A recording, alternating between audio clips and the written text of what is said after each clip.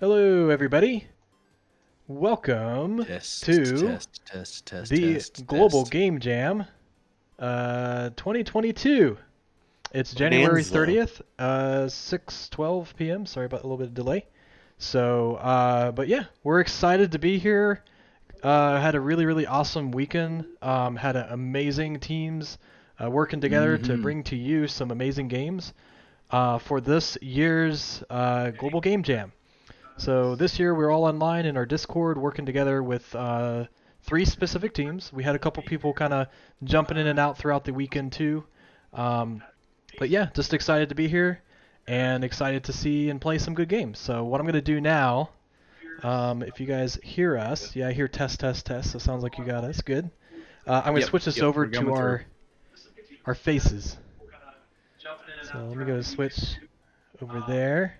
Yeah, just excited to be here and excited to see and play some good games. So what I'm going to do now. All right. Tom, I think the Cool. audio is being picked up in the room. Ooh. Oh yeah, I can mute you for a sec. Yeah, there we go. All right, everybody, we're back on. Test, test, test. Yeah. So when we'll have you talk, Tom, I'll unmute you. But for right I now, think it's getting resolved. It's getting is resolved. it? Okay. Cool. Yep. So for those of you who don't know us, who may not have seen us in the first video for the kickoff event, so I'm Wesley Adams. I one of the coordinators for the Central Ohio Game Dev Group, or COGG. I work with the local game studio, co-founder of Multivarious Games. My background is in animation and design, and then my day job is like in e-learning. So that's kind of the crux of what I do. But I want to hand it off for those of you who haven't seen us. I'll pass it off to Caleb and talk a little bit about him real quick, and talk about your Hi, involvement. everybody. I'm Caleb. I'm also one of the admins here for COGG, organizers, and it's been a weekend. It's been so much fun. We've got 3 excellent games we're going to show off. We really saw like so much just coming through, like the brainstorming and the clicking together as a team and finding your design. And then of course there's always that mad rush from like about 3 to 6, right, of this like we gotta like get it uploaded and get our last features in everything. But y'all have killed it this You did weekend, it. and it's been super cool. Just honestly, like I've just kind of like popped in and listened a lot and just listened to the chatter and everything, and it's been really fun to be able to do that. So yeah, super excited. We're gonna play these games, and I'm looking forward to it. Cool. I'll let Tom. Now I'll let Tom talk for a little bit. So Tom, you want to talk about yourself and your experience during the game jam? Yeah, so I'm Tom Allenbaugh. I'm another admin of the jam here, and I'm doing uh programming for Multivarious and helping run like Gdex and helping teach at Columbus State, the game dev capstone. So it's been real fun to kind of pop into the teams and see what's going on and give some feedback and help guide the process. And um, yeah, I'm really excited to see where all three have managed to get by the actual finish line. So it's exciting. Sweet. Cool. Thanks, Tom. Yeah, and before we get started with playing the games, I just wanted to kind of give a big shout out for everybody that's been able to kind of be a part of this and make this happen. I mean, obviously, I wanted to thank Caleb and Tom for their assistance, and everybody else that's kind of been able to be popping in from time to time to help us. We actually had Darius, who is one of our peer reviewers, as well as Jason Asiba to help do some peer reviews, and then if you may or may not know, George Zeitz was actually in there for a little bit too. Last night we had a kind of a little bit of a peer review jam session to kind of give some feedback on the initial builds, so that when we were finalizing today, we could get some good headway. And the cool thing is, I've definitely seen some of those comments taken into effect. You'll see that today, and I think that's great. So you all did a really wonderful job. And the biggest thanks that I wanted to give out too is just all you jammers. For without you guys, this obviously wouldn't happen. And I think it takes a lot of self-discipline to be able to kind of come in and say, okay, I'm going to dedicate a full weekend to go in and build a game and 48 hours was just ridiculous, right? It just takes years and years to make a halfway decent game sometimes, and for you to be able to do it in 40 hours is just insane. So again, this is not a competition. This is not like what your skill sets are necessarily. It's really just about the collaboration experience and what you learn from it, and really being adaptable. A lot of you actually came through a lot of challenges that you've all overcome. And I think for that, you should be very, very proud of what you've done today, as you've done every year. And really knocked it out of the park, made some new good friends, learned some amazing new techniques and some processes. And I think for that in of itself, you all are amazing winners of this Global Game Jam, if there are winners. We kind of test played some of these initially, and we can't be more excited to play these. So, and just to kind of give a bit of a shout out on the web page, let me see if I can move over. This is our web page. So if you look up COGGJam 2022, you'll see all of our participants. And there's more jammers even in here. You'll see our web page. So if you want to check out more stuff with COGG, it's thecogg.com. You check out information there. But then all their games are over here on the right side. So if today you said, hey, I really want to play that game more in depth, this is where you'd go. You can actually go to see all games, and that'll actually take you to the front page of all the games that we have for this year. And then for, again, jammers, if you're in here, you can update these as you go. I don't know exactly what the time limit is, but they always tell me like it's usually about at least a couple weeks afterwards. You can keep updating these if you like. So if there's updates, and I know a lot of you were still working on these even after you submitted them, if you want to update these, feel free to do so. If you want to continue with the game and make them into fully polished games, that's what's really cool. You can do that. And there have been a lot of Game Jam games that have turned into commercially sold games. So if this is something you really want to do, we highly encourage it, right? So however you want to take from this is up to you. But today, I think we just want to kind of let everybody get a chance to relax and just kind of congratulate everybody, do a pat on your back for just doing such an amazing job this weekend, and just relax and show the fruits of your work. So without further ado, I think what we're going to do is just go ahead and jump into the games. Tom's going to play some, and Caleb's going to play some, because learning from the past, me playing them while hosting is not a good idea. So I'm gonna have them help me out this year. So cross fingers, we should be good. But yeah, work smarter, not harder. Right, exactly. So yeah, let's go ahead and get started. And what I'll do is I'll swap over to the page showcasing the first game. And the first game you want to do, Tom, is Samurai versus Ninja. Nope. Okay, so what I'm going to go ahead and do is I'll switch over to the web page so you all can read a little bit about this.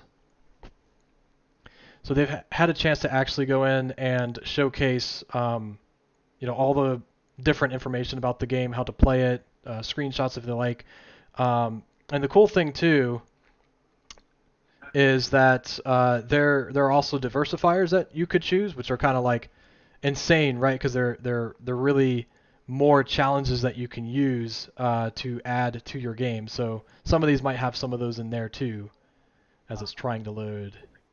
As if making a game in 48 hours wasn't enough challenge. Right. We got hardcore mode. Exactly. Yeah, let me see. Hold on. Yeah. It may not be the best time to do this because I know everybody in the world is uploading to Global Game Jam right now. So, yep. So we've got they got the Emotional Roller Coaster sponsored by Bing Bang. So that's one of the diversifiers that they did. Their engine is Godot, or Godot, or Godot, or whatever you guys want to call it. I've heard it so many different times. Team name is Big Bad, Boss Status. So they had Chino, who was a lead programmer, Colin, who was a programmer, lead artist designer was Darius, and then art designer was Heath. So yeah, congratulations to them. And I'll kind of let Tom take over now. And let's go ahead and play the game. Should I turn the game up more? Is the game over? Oh, hold on. Is it a little loud? Is it a little quiet? My cursor disappeared. Oh, I can hear it. I'll turn it up. Okay. Cool. I mean, I'm kind of in the mid-range, I guess. I can go... You're Oh, good. I okay. can alter it on my end. Alright, It was perfect the way it was. Yep. cool. Alright. Well, this is Samurai versus Ninja.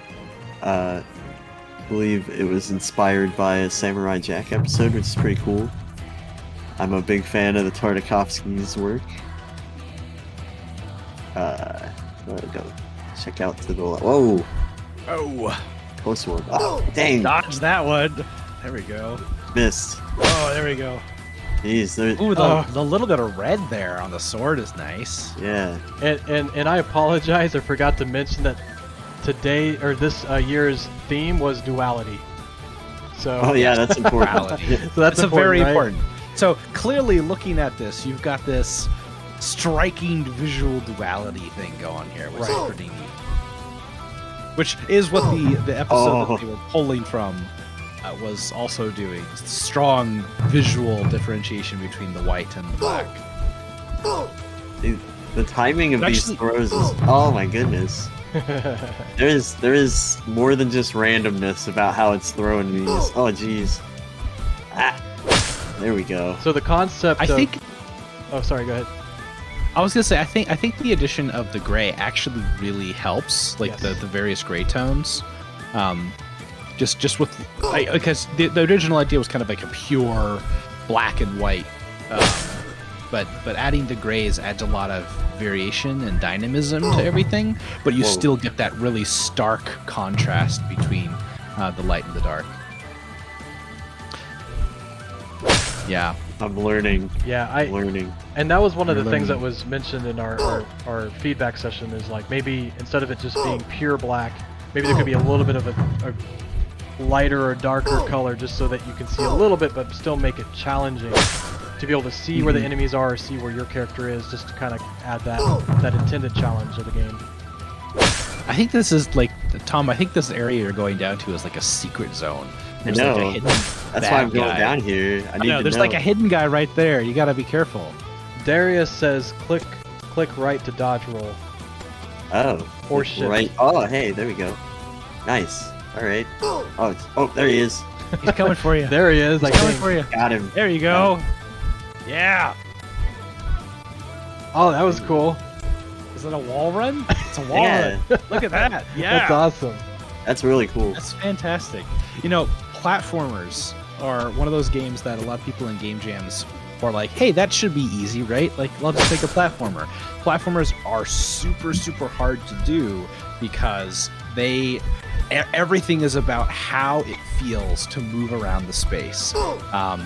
And I'm not playing this, Tom, but it looks really good. Like, you know, obviously, like there's some edges that could be cleaned up and things and some refinement, but overall, like this is a pretty strong platformer experience. Oh yeah, right? the controls feel really good. They're very responsive. I know where I'm gonna go. The double jumping is with the wall contact. Yeah, like stuff like this. It wasn't super intuitive, but you just hold the jump button and it kind of works. So Yeah. like it only took me a second of fiddling with it before I realized how to get up here. So I didn't even know. Yeah, didn't expect this to be a feature. We got this shield that's making this too much of a jump. I can't get over this. I can't seem to get it over this guy. Maybe the. Oh, I got. Oh, there you go. Oh no. Yeah. Yeesh. But yeah, there's that whole secret area. I can go this way. More of the light area. Yeah, the neat thing is like, so this is a very much play on negative and positive space. So it as simple as the designs are, you really have a lot to work with here. Like in terms of level design and like being able to like move around. Because if it's not the platforms that you can work on, like walk up to, it's the hiding and revealing of characters of your main player and the enemy that. Oh, go to the right Can there a bit, change. Tom. You see this is something I want to really show off. Yeah. Like these light swings really help to accentuate where your bad guys are. And you can, like right now they're in gray, so you can kind of see them. Yeah. But there are further places if you like keep climbing up you're gonna find places where it's really dark and you can't see anybody at all unless those lights swing over. So you're looking for the timing, telling you where the enemies are, where the platforms are. It's a really big level too. Like there's a lot going on here. I remember seeing it in the game engine, and it's pretty large, which is really cool. Because this should be noted. This is made in Godot. Yeah. Oh, there's a guy right there. That's cool. Yeah, it's got a bit of like feeling like it's a stealth mission in that instance, because you're like kind of knocking him out in the dark. Whoops. Yeah, this is crazy. I love the combo of like there's the platforms and then the black, and sometimes there's a platform hidden in the darkness, and sometimes there isn't. I got 900 points. Yeah, that was one of the things last time we looked at this when they were going over and didn't see a lot of the UI. Yeah, here we go. This is really good. Look at this. Oh, yeah. You're platforming, but you can only tell where things are based on where that light shaft goes. Yeah, that circle like moving in the distance is really. Oh no! It's really crazy. I don't like it down there. Wow, that's cool. And the track has a lot of energy and life to it, and so Oh, I just fell into it gives you like that intensity of the moment. I'm going back to the secret area, or I'm going above this. I'm going left but up. Let's try left but up. Oh no! Whoa! There we go. Yeah, I think they really hit their like style. I mean, just the different enemies and their like AI kind of move sets. You can tell what it's predictable what they'll do once you know what they'll do. But the fact that there's so many different kinds. Yeah. I love get the good. But rules. like you executed it well. You executed. This has been fun because I'm watching your mastery increase of the system. Oh jeez. All right, let's see what's over here. A trap. Might have found the edge of the world. Hey man, come on. What are you doing? I don't know if I'm making. Yep. Oh, my foot!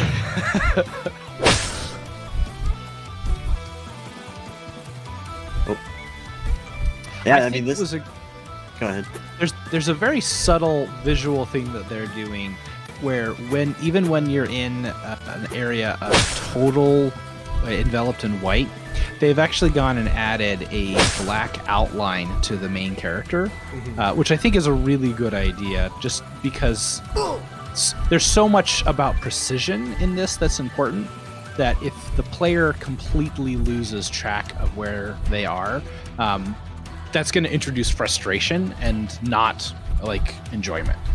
So I think that was a really smart choice to give that black outline. Yeah. Oh. It's interesting because we talk about colors in games all the time and how important they are, and this one is almost like laughing in the face of like difficult to read scenarios as its ultimate challenge. So there's a balance there, right, that you need to keep in mind. So keeping some things more simple to be able to read, but not simple enough, because that's kind of part of the challenge of it, is a really interesting change of pace, so to speak. Because normally it's like, well, I can't see that, why would you not just make that more clear? But oh, you can stop the shuriken with your sword. That's cool. That's yeah. There are some shafts of no, light, I think. You stop the shuriken by killing the person who threw it, not by hitting it. There's an occasional shaft of light that actually, it seems to be on a nearer sorting layer than the player character is, so the player actually becomes totally like invisible in that particular spot. So I don't know if that was intentional or not, but it is interesting to have like specific moments where it might be like the intended challenge is to have the player totally occluded, but I think it was good to like most of the time make sure the player knew where they were. Oh, there he went. I will say, so just to kind of in terms of just talking about things that could be improved. I one of the things is like trying to get a better understanding of like where to move. There's a bit of an exploration, but I know one of the things that might be kind of neat is if there was some sort of map or like a navigation arrow. They're gonna point you to where you need to move, and or if there's like objects or collectibles that let you know that you're going on the right path. Those things might help you kind of just be motivated to move in one direction or the other, because otherwise it may be difficult to know if it's just like, hey, let's just defeat all the ninjas, or if it's just like, hey, we're trying to get to a goal. And I know that talking to the developers, there is like an actual location you're trying to get to, but a little bit of that might actually be really, really helpful, and just kind of like moving the player through all the different elements of your level to explore every little nook and cranny that you can. Well, I got punked out there. This is very vertical level. I like how vertical it is. Yeah, again, it's very, very Yeah, huge. I think you're right, Wes. There's still an element of like, because that's the difficult piece, right? So you have a level needs to challenge the player, but also guide the player, and so you need to have a balance between the challenge and the guiding. Right. So it can't be too open or too obtuse, but it also can't be too handholdy or straightforward, because then it doesn't really feel like it's a good challenge. That's a very difficult thing to do, to accomplish. I feel like I'm good at fighting everyone except for the sword people. They're the hardest. But they have like a very regular interval to their attacks, so you could get used to it and dodge them, I'm sure.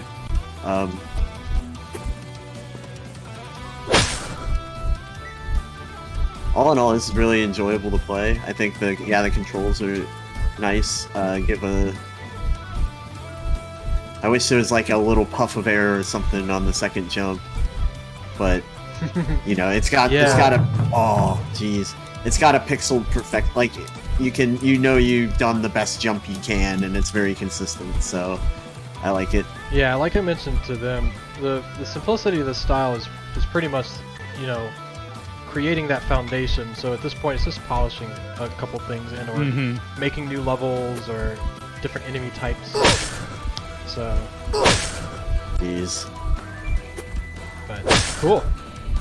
And if your levels eventually get long enough or complicated enough, depending on the kind of playstyle you're trying to achieve, you might want to look at something like check marks for like halfway or something, so that the player is not totally punished for doing that, but having done really well up to a certain point, and then that happens, and then they are all the way back to the bottom again. Something like that may be beneficial depending on the kind of gameplay you're trying to go for. Yep. Oh, I guess there's already 2 goals. It's like, where does this game want me to go and find? And there's also like, what's the high score? I mean, they're giving me a score counter, so presumably the high score is murder every single ninja. Here we go. I don't know the story here. Maybe am I the bad guy? I don't know. Probably. Probably. Somebody was saying in the chat, she was saying, my roommate stopped by and thought I was watching Samurai Jack. He was amazed. I told him it was just actually a game. So that's really funny. That's exactly what they were going for. So there you go. Well, cool. I think we'll leave the final end of this game up to you all. So if you guys want to play Samurai versus Ninja, you can go to our page and download it. And no! Oh, you got ya! I'm gonna let that be my final death, because that was pretty cool. Yeah, that was pretty good. Well, good job. This is great, guys. I think that if you really wanted to go in and work on this some more and get it out some other place and sell it for $1 million, I definitely think you guys could do more with this. So great job. So cool. A lot of fun. Yeah, there was a strong design language there. That was fun. That was really good. All right. I think my stream is buffering for a sec, so there we go. Okay, cool. Hopefully it's good. Yeah, okay. Still looks good. Okay. I've got it up. It looks okay. Okay. It's all right. I hope not. All right. So, next one we're going to do, I'm going to go ahead and switch it over, Yep, share the page there. Yeah. is Double Edge.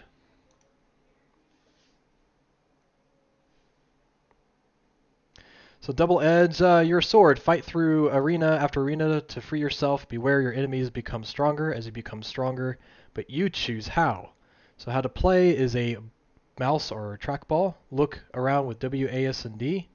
Move around left, right, or left, down, right, spacebar, spacebar is slash plus interact escape. Quit is your escape key. Sorry, I'm just like reading this line by line, so I'm not sure which one's going where. But so there's a couple game tips. So trapped in a stone, don't wait to be rescued. Wiggle. Interact in front of a pedestal to select your new challenge and progress to the next level.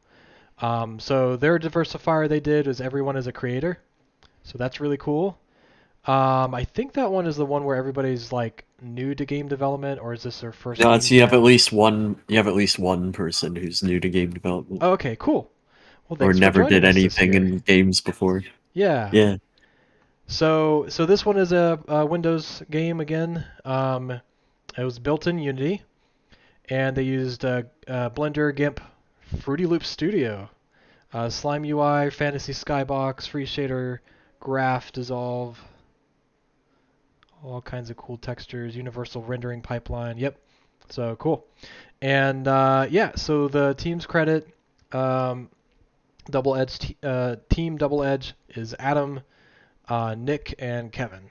So that's their game. I'll let the game speak for itself in terms of game still, and I'll switch it back over to us. And then when you're All right, ready, I have kicked off. I've kicked it off. So cool. I hear the audio.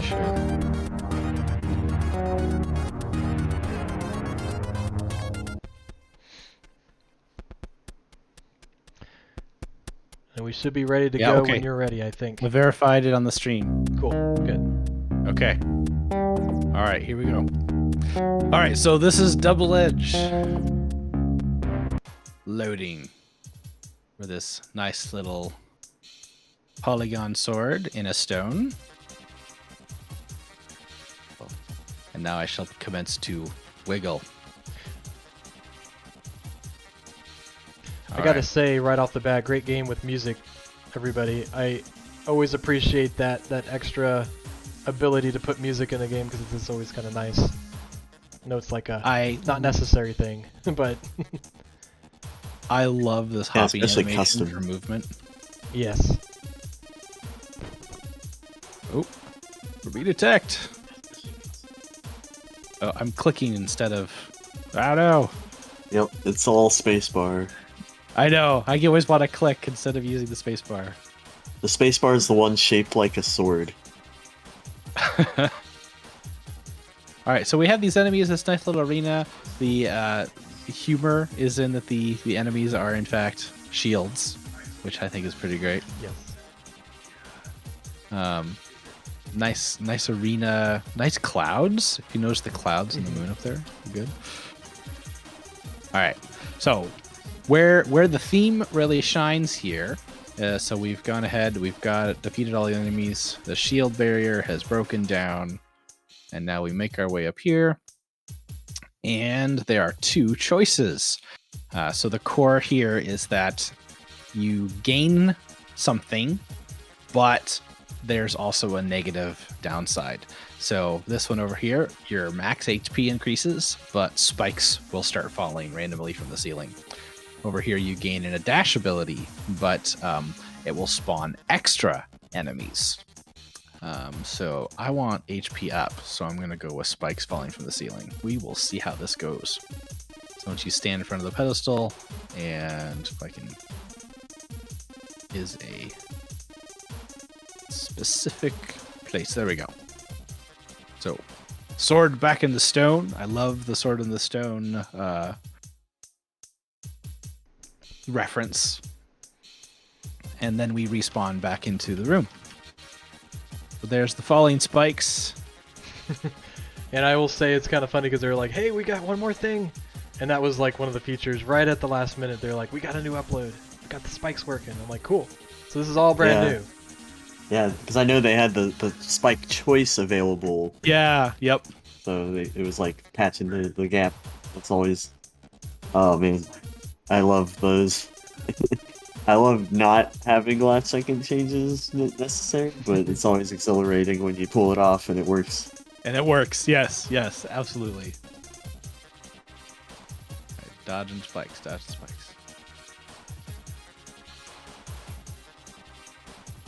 Alright, what's next here? Damage increase, but more enemies spawn than usual. Go with this one.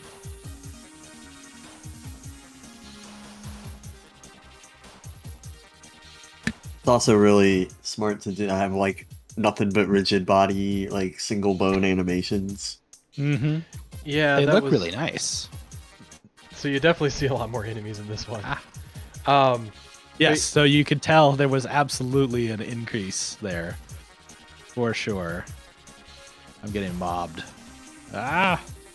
That was actually one of the smart things that they were talking about doing. Did the spike damage the shield? Ooh, that'd be cool. Ooh. But they did have animations with simple rigging, and it sounded like they were able to use that to their advantage to be able to share animations, or at least make animations a little bit easier to recreate. Yeah, because you could enemies just and define whatnot. them within your engine at that point if Exactly. you needed to. So I don't know which they did, but it was before Something- free. Something here that could be really beneficial is a little bit of UI. I think some UI, even something simple would have been a huge help here, like your health bar, or maybe some readout of like what's your damage multiplier, or how many rooms have you completed. I think that would be really great to be able to see. Dash ability. What's down the third hallway? Is there any weird Easter egg down there? Is that the exit? That's how you win the game, is you just stop choosing. Oh no! That is the exit. Nope. I have led you astray, my friend. I'm so sorry. You beat the game. And I think I seem to have won the game. We can admire the Colleen skybox a little more. Trevor. There's that beautiful skybox. Unfortunately, I think I just have escape, and that closes the game, so I'm gonna have to restart it. Sorry, that was... What have you done, Tom? Ah. Alright, let's try that again. Da-da-da. We asked and answered the question no one asked.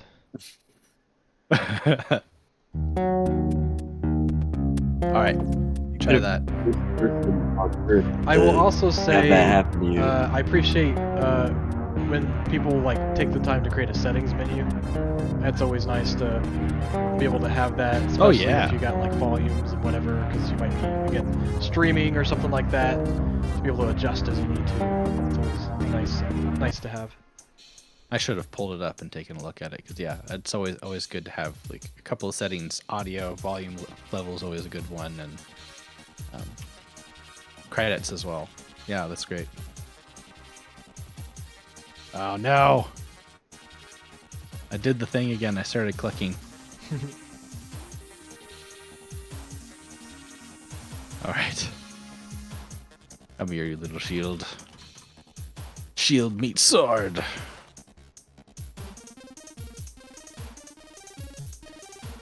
Alright. The little animation for the disintegrating barrier is quite nice. Yeah. That I'll try to point it out when we're looking at it next. Everybody's doing more damage. Yes. Everybody dies faster. Okay, so they were saying the spikes do damage the shields, and the UI is prototyped but not ready yet. Okay, sure. So that'll be coming. Coming to a game store near you. Yeah, I think that there's the shield. Yep, there we go. Yeah, that's really cool. Yeah. Just that little and the color differential of the yellow melting the purple was just really nice. It kind of reminds me of this old show called Reboot, where they had like the Yes. you know what I'm talking about, like that big purple block that came down and like would dynamically change to weird. Over there, I have the Reboot mainframe collection. Really? The whole show. Yeah. I love that show. It's so good. It's good. I got hack and slash. I love Spikes. slashing swords. I got hack and slash somewhere. But anyways. Yeah.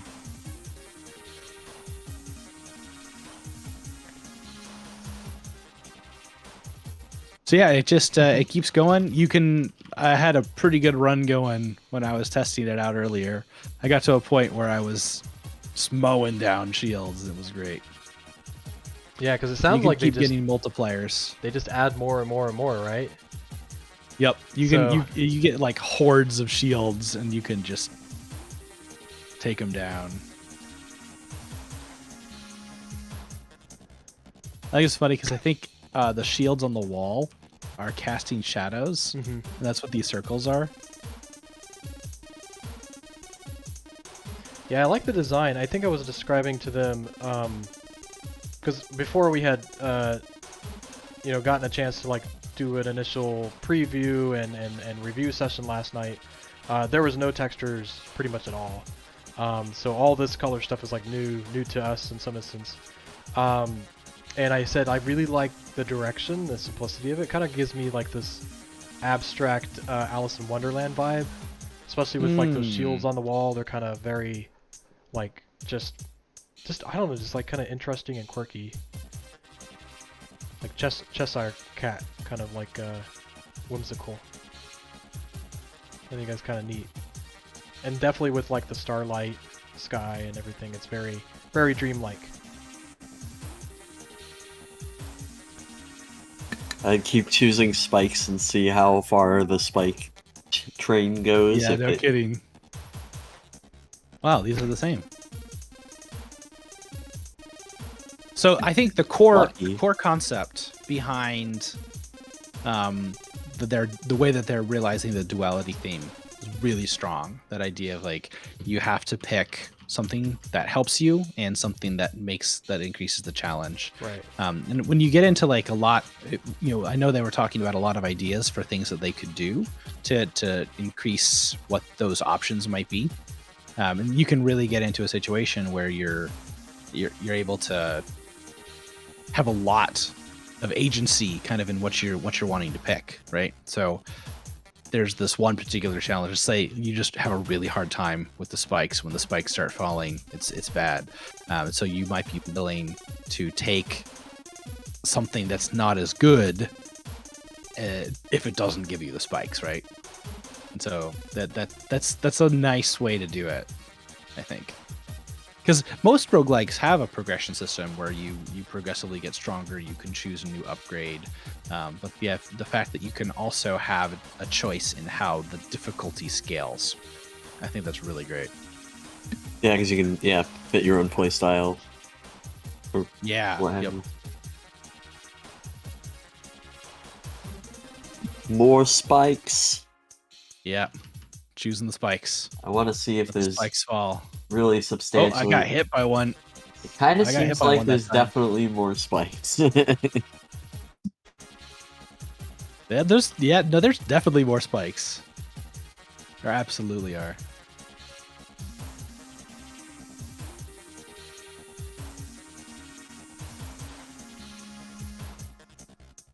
And I could see this being the sort of thing where you could like progress 5 levels, and then there's sort of like a boss, and then if you beat the boss you get to go to a store, and maybe the choices you've made, they have a currency, and so then you have like a store thing where you can make yourself better, or maybe like negate some of the bad things. So like you chose a bunch of spikes and now you really wish you hadn't quite chosen many spikes, so you can kind of like undo some of your spike stuff, but you won't get as many benefits or something. Yeah, I think there's just a lot of room here for continuing to like grow and expand, and Yeah, totally. Yeah, There's a good core concept here. I think that being able to keep progressing and just like I could definitely see a lot of like players or streamers going in and trying to see how far they can get is like a really interesting concept. So I'm sure like some people like, have you made it to room 100 yet? Like that would be kind of cool to see what that would look like. Because I mean, if this stuff just keeps adding and adding and adding, I can only imagine how many spikes and enemies there's going to be in there. It'd be fun if you could like add something really weird. Just pick like a random floor where you get just like, if you make it to like floor 42, then you get something particular strange, or maybe there's a chance of something strange happening. Definitely spikes. We're going more spikes.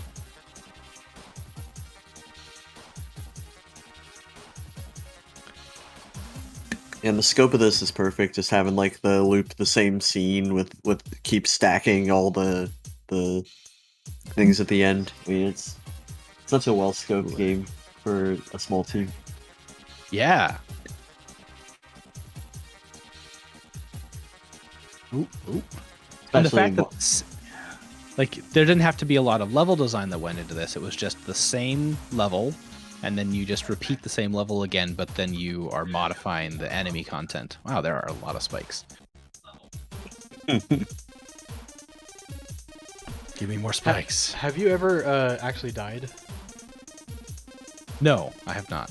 So maybe the health at this point is still infinite for now.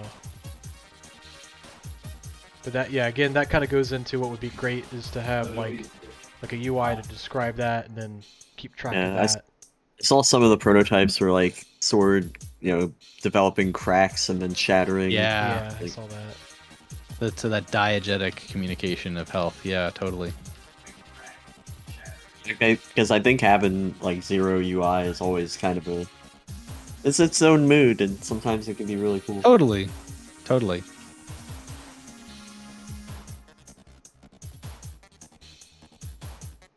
Come here, you shield. Yeah, the orb in the sort of pentagonal, kind of, you can tell it doesn't, like, it fits so well. Like, I don't know, it's just like, it's fun to look at that shape, the orb, or the orb being clasped in the hexagonal prism, or pentagonal prism. Always picking the spikes. It's like some of the geometry here. The central room kind of reminds me of like a fruit gusher or something. I've never heard anything be described as a fruit gusher. But I love it. Wow, look at all these spikes. One got stuck, or maybe it was just really easy to fall? I did sure. see one that got stuck on like the wall on the corner if you get it just right. Sometimes they'll make their way through. How much damage I can eat. It's a good thing the spikes are random and not like, maliciously getting played. Yeah. Right. Following you. So they were saying going in your current velocity ahead of you. Like, yes. So they were saying they had sprites to use for cracking the sword as health bar. They didn't have a chance to use it just quite yet. So that was the intent with the cracking sword, to represent your health. Trying to see how much damage from the spikes I can take.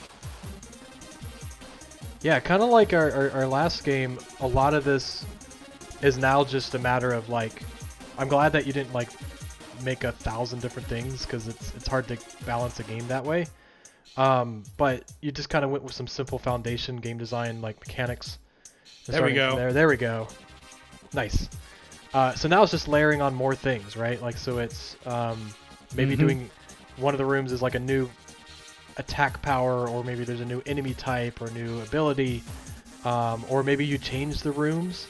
Like maybe there's like a room that's a different shape, or there's ramps that you have to go up instead of just being straightforward. So there's a lot you can do with this at this point, which is really kind of neat, because especially if you're working to add in more different elements, you could easily just like work to say, okay, let's balance 10 or 20 different mechanics and multiply them and really get like a fairly long game. And we were playing this for a while, so even though it was kind of like moving into the same room, I had a lot to kind of go with it, which is kind of cool. I like the contemplative death scene here. What I actually really like is the way that the light is the shadows of the spikes are like falling towards you all the way across the floor. It's very threatening. I like it.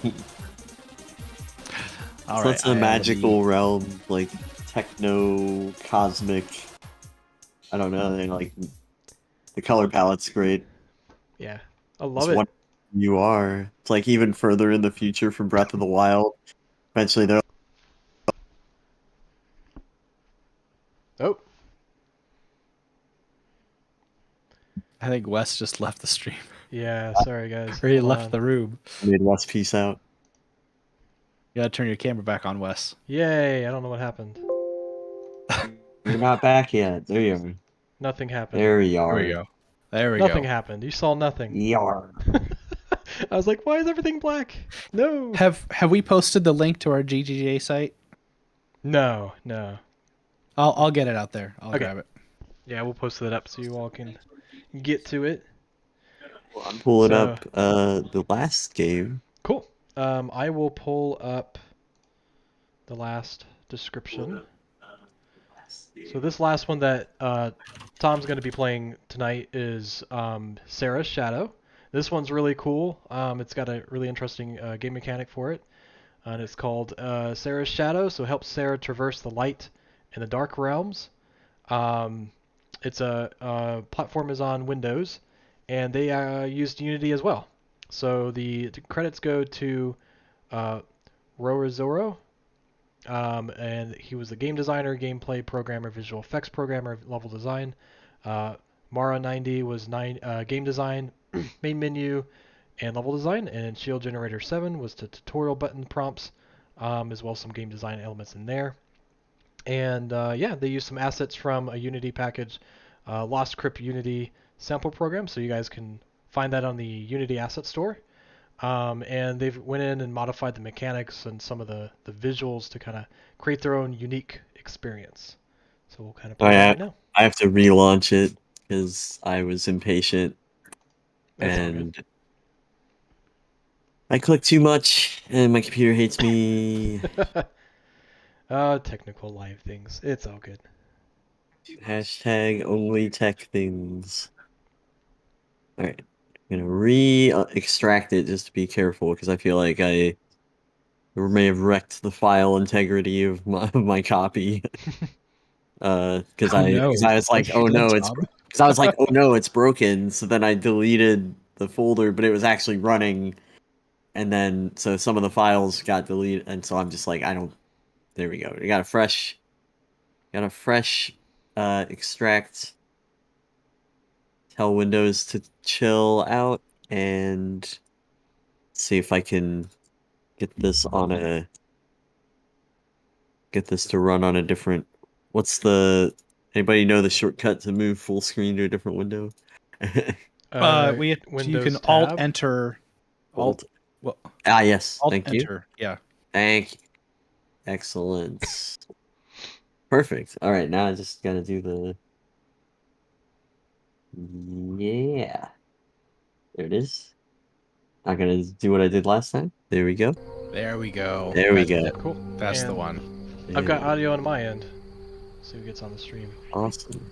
So now I know this team had a particular issue with their entire art department bailing, which is always rough. But it looks like they kind of pulled up from that pretty well. Well, and that's the thing too, is a lot of times, there will be multiple different types of challenges that you kind of come across, but I mean, that's kind of what it is in some instance in a real team where there's software or game development, is you have a lot of different challenges that you might come across, and you kind of have to move through and work through different elements, so. Kind of checking out I like how the animations are blending with the velocity. The footsteps on keyframe, working pretty good. Let me get Yeah, here. so I really like the runes. They're kind of depicted here. Yeah. I hit the F key because the rune said the F on it. I'm in this other world. See the reflection on the ground there.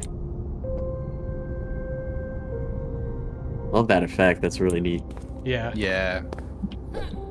And I know this was kind of a stub, right? I think they have the showing the basic mechanic here because I bypassed this obstacle, but I think that's if I'm not, I can correct me if I'm wrong. I think that's the extent of the build right now. Oh, and they did actually play around with a lot of the mechanics for the new Unity controller system. So right out of the box, this actually works both with keyboard and actually several different controllers. I think Oh they yeah, said it was gamepad. All right, let me actually Xbox and PlayStation, or I will actually switch to. Oh yeah, okay. Yeah, isn't that cool? So Actually, I would say that works better because yeah, you actually have some velocity control. Oh, I guess actually it's still on or off, but you got a dead zone at least. You can kind of. It does feel better even without like velocity control. And we got some spooky ghost spirits here.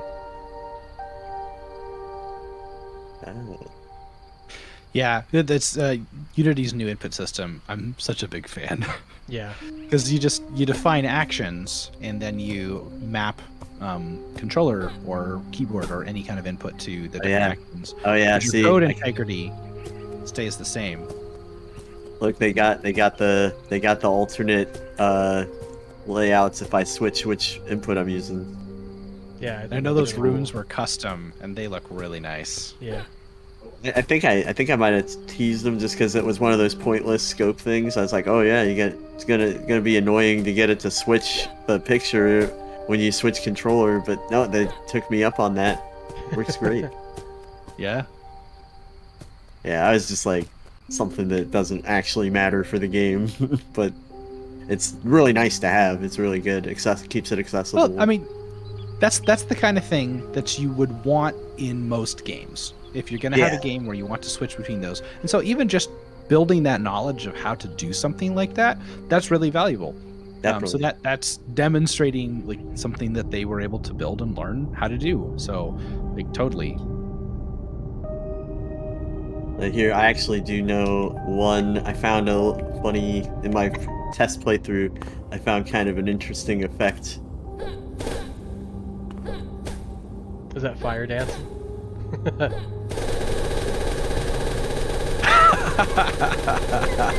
Of course, Tom. So that made me smile. This is the universal truth about QA.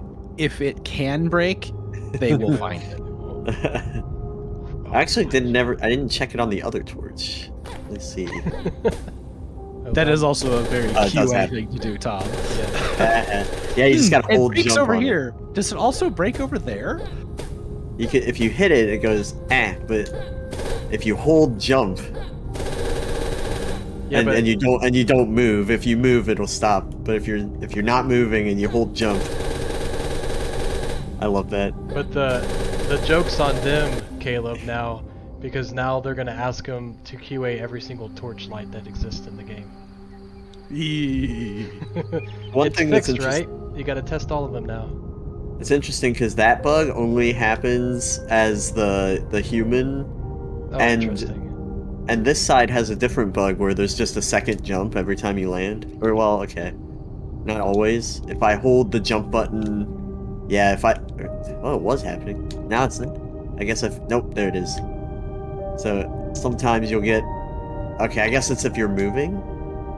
Oh no. Or if I know you're that was something that they did discover and they were working to fix. So it's something that they probably made better. It looks like it never happens if you jump with the quickest tap possible. It doesn't happen. So I'm thinking it's probably just buffering. So I want to talk about the core design idea because I think there's something really good here about their core design. Is they have this base idea that you have a character who has a shadow character that mimics you, and the design space here is actually very rich. So you have this idea where you can switch between the two worlds. And in one, you're in this kind of upside down world where things are slightly different, and there's the other world where it's light and things are slightly different. And even just like the basic idea here of like there's a column, you can't get past the column, switch to the underworld, and then you can get past the column. That in itself demonstrates like a really, really cool design space and a lot of interesting things. It is a little maybe disorienting right at first, the fact that you're switching upside down, but I think a lot could be done to make that really fun, interesting, and engaging as well. So it's a very, very good core concept, and there's so much that you could do with it. And there's a lot of technical challenges because like one of the things that they were running into a lot was platforms. So if your character jumps up onto a platform and then you switch the worlds, well, where do you end up? You know, how does that translate to? And that's gonna be a challenging thing, like figuring out how to resolve that. Right. But I think there's a lot of really good stuff going on here. Yeah, and even when talking to him about like this unique design concept of how to kind of make it, could you actually touch that, or is that? No. Okay, but I was just curious if that was something that they added. But yeah, so we were talking about like the many different ways that you can move back and forth to these different realms without, you know, moving around too much. That might be a little bit hard to track. So this is kind of one of the elements that they talked about, is like the movement left to right, and even jump for the most part is kind of the same mechanic. Whereas like if you try to like flip the stage, and I've seen this in games like Fez or whatever, where they like move things around, it can kind of really get like, holy cow, where am I anymore? So there's a balance there, and I think just it takes a bit of like playing around a bit and saying, okay, what are things that we can do to make it easier to understand what's going on and where the player is. There could be subtle things, like I think we were discussing, like maybe centering the character into the center of the screen at all times. So even if they flip, they always are in the center of the screen. That could be something that they could do. I appreciate that they did the like visual effects. That was one of the things we talked about, like the visual effects of actually transforming back and forth, because it kind of shows that you're literally moving to a different state, right? So I think that is really important, rather than just quickly flipping it and moving to another thing. So there's a lot of visual things you can do, as well as just thinking about the type of mechanics that you can do, and ones that might be a little bit more challenging to do, and how to resolve them. So it does become kind of like this ongoing, like, okay, what's a new puzzle type that we can add, or what's a puzzle mechanic that we can add, and how do we continue with making the game readable and playable, so that, you know, the player still, you know, understands what to do next, and at least enough to where they can kind of move through to the next section. And I think that's the fun part, right? Because like I think someone was saying, Scott was saying, like, there's a lot of different possibilities. I know they talked about, like, absolutely, maybe there's a obstacle that like spikes or something like that you need to avoid. So if you switch to the other world, maybe you can walk below that area that's reciprocal, and get past that point. There could be traps that you can like fall into holes, and you need to go to the other side to get out of the hole. There could be inertia things, like if you're jumping and you move through, obviously, like portal stuff, like you can kind of go through and launch yourself into the air if you transform. Like, there's a lot of really neat things you can do, and I think that this is kind of a neat sneak peek of like what that could entail. So I don't know if it's coming off over the stream, but there is like spatial audio here. Like when you pass the column, the sound is on the left, and now it's on the right. There's like a sound. There's the fire sound. Yeah, it's nice. So something from a design space that I like am thinking about with this is and this is just me totally spitballing and what more can be done with it. But I almost wonder if you could actually take, like, if you're on a platform and if you switched, if it's actually you're switching to the other side of that platform, so like the underside of that platform, So you're actually maintaining your position in the vertical space, in the Y. But then what it might be is that there are certain platforms that exist or don't exist on either side. So if you're on a platform that exists on one side and then you flip, then you just would fall on the other side.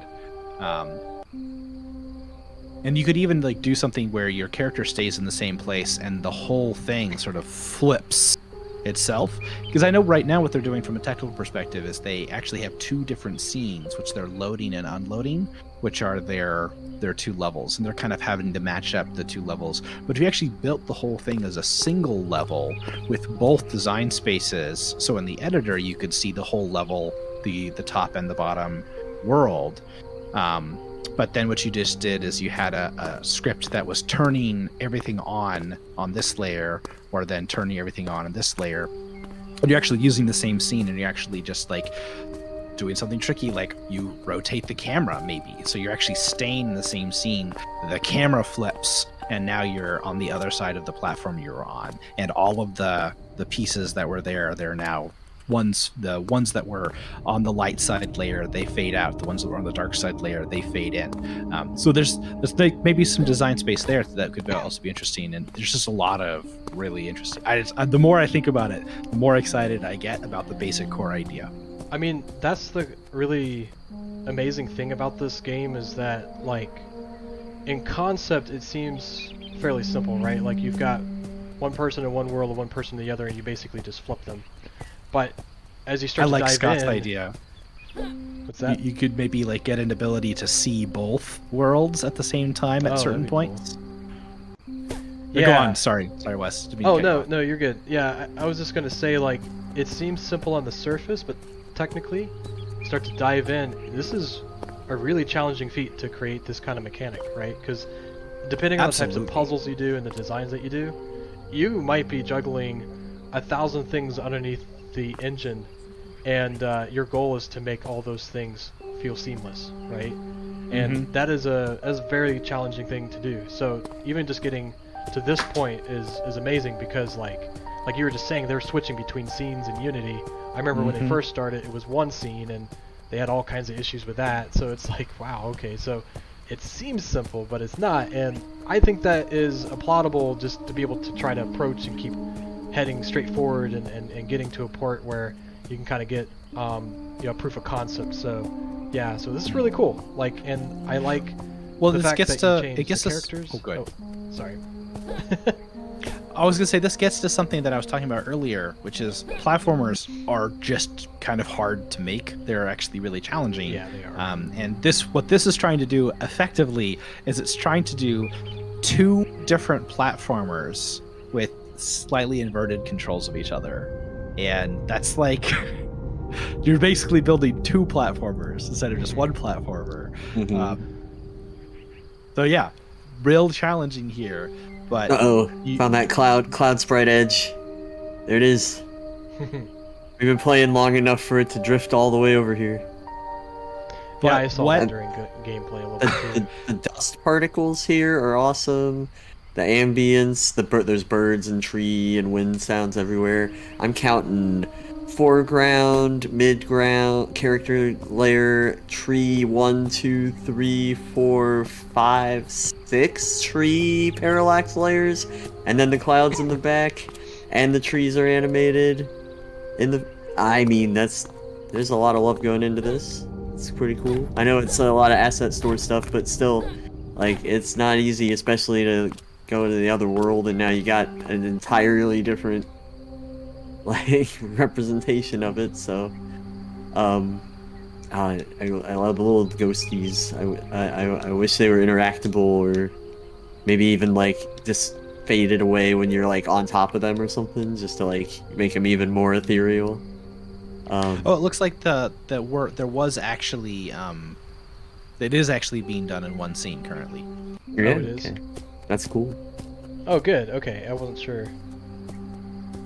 Yeah, I would say the one thing kind of coming from this that I think would be interesting to do is almost take a step back, and those mechanics that we were talking about, and even the ones I know that your guys' team were kind of working out, is maybe just create a very because we did the same thing when we worked on No Mercy in the beginning. Is we kind of created a proof of concept similar to this, where it was kind of fully fleshed out, some mechanics here and there, and we went back and said, okay, now that we know what it looks like, what the potentials are, we basically stripped everything down and did like what that's called like a white level model, where it's just like there's nothing that looks like the crazy graphics. Maybe we still keep the character, but there's no visuals that are super beautiful or polished yet.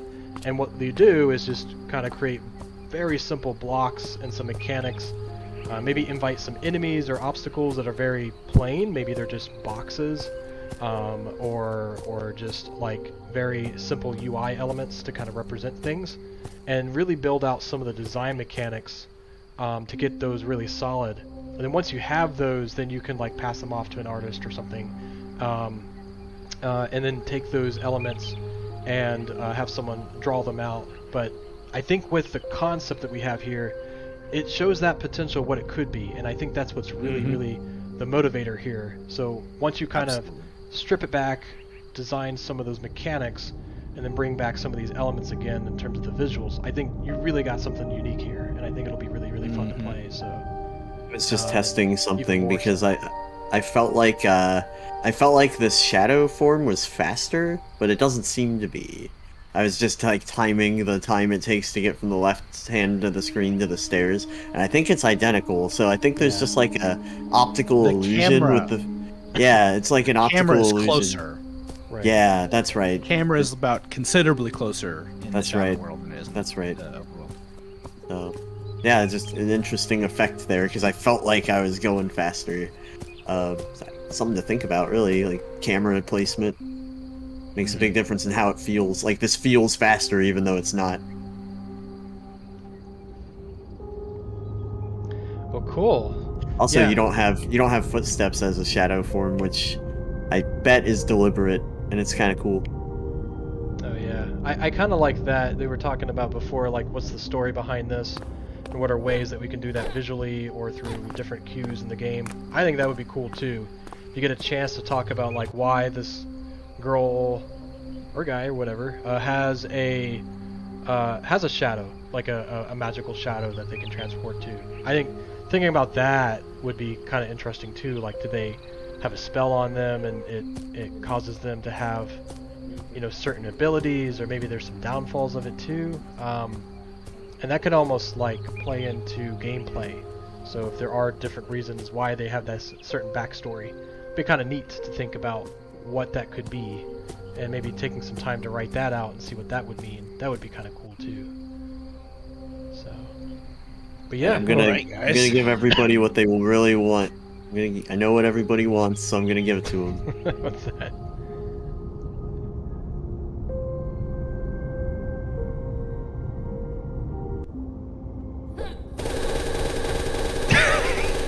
Again, Tom, no one asked or wanted that. Don't worry, it didn't crash. Alright. It didn't crash. I crashed it. It's good. Well, cool. That was awesome. Very, very, very excited to have had a chance to show those off. Absolutely huge round of applause to everyone. You killed it this weekend. Wow, what a showing. 3 solid games. Like, really great. Thank you so much, everyone. Yeah, congratulations on all the hard work. Definitely shows, and appreciate everybody's time. Like I said, I know this is everybody's weekends that they could be, you know, just doing nothing all day and just kind of hanging out and taking a break if you do that. But you stuck it out and you did it, and you came so much further because of it. So what we would encourage for you all is just really take this and run with it. You know, some of you might actually pick these games up again and keep working on them. Maybe not. Maybe you found some new friends or some new techniques, a little bit of both, and some learning experiences that you can kind of carry with you. I know a lot of folks have taken these game jams and taken what they learned and implemented those mechanics into other games, and kind of move that through. So take it for what you will. And hey, every second Friday, of the month, we host a prototype and play event where people bring their games and show them off and have people play them. So if you're ever interested in doing more work on your game and trying to like get more feedback on it, we've got a great place for you to come do it. Yeah, exactly. So that's kind of something I wanted to showcase a little bit. Is we've got our COGG website. So if you go to the COGG.com, they have information about all our group technical things. If you want to get into our Discord, just like our jammers did, there's the jammer or the Discord link at the top right. It's got all our social media, so like our YouTube that you're in right now, as well as our meetup events. Our Facebook page, which if you want to talk to folks there, they've been there for a while, and their Twitter notes. Um, and lots of good resources for around the Midwest and Ohio, Central Ohio. So if you're just looking to get into the industry, there's a lot of good stuff there. And if you have your own game, just like these, you can go to thecog.com/games.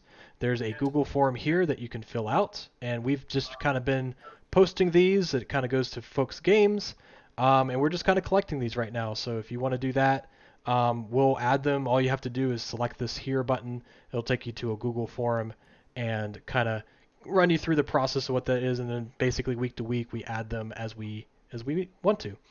And then one last thing is we got Gdex coming up. So this is June 8th through the 12th. This is a big games expo at the Greater Columbus Convention Center. Just like last year, we're teaming up with Origins, and we're working together most of that week just to kind of bring you the best of digital and board game events. They can range from, exhibitors like yourself could come in and showcase your game. They have workshops for game developers, professionals coming in to kind of talk about the game industry, as well as board games and tabletop games that you can play, like hundreds and hundreds, maybe thousands of different games out there for you to play. So it's a really good event. Tickets are coming soon. And just like this event, we're going to have a prior game jam again this year called the Gdex Game Jam. We did it for, I think, like about 3 years so far. So it's been a blast. It's very similar to this, just a little bit longer. And we take those games and we basically put it up to a vote. And we do best game of show and showcase it at the expo. So we're trying to plan to do a lot more this year with that too. So keep an eye out on that. We'll have it in our media for COGG as well as other different networks. But yeah, we're going to definitely do that again this year.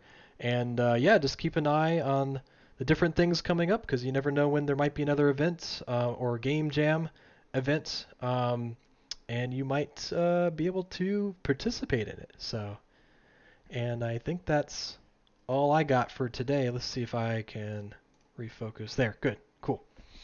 Yeah. One more big shout out to all of you for all of the hard work you did. Be proud of yourselves. You did a great job.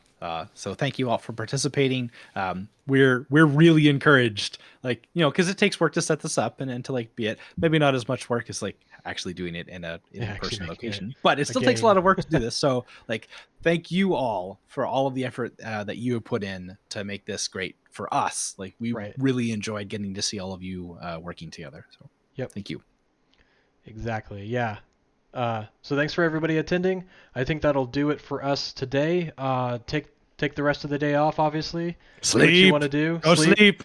Sleep. Party. I'm not your parents. You do what you want. You do what you want. So have fun. Congratulate yourself. Take a break and have a great rest of your weekend, of what's left of it. We'll see you guys at the next COGG event. And if nothing else, keep on making games and keep on sharing. Thanks everybody for coming out, and we'll catch you guys next time. Thanks so much, everybody. Have a good night. Bye. Yeah, great job. It was awesome.